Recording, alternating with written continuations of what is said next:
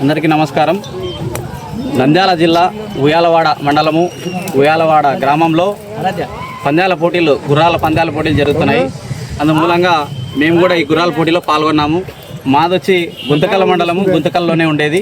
ఇక్కడ మనం Chhatrapati horse riding academy నుంచి మన పిల్లల్ని ప్రాక్టీస్ చేయించి వాళ్ళని ఈ పందాలకు తీసుకురావడం జరిగింది.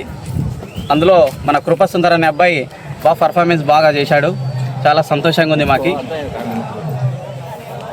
ఈ గ్రామ పెద్దలు ఈ పందాలు పెట్టడానికి ఇట్లా ప్రోత్సహిస్తుందానికి రైడర్లు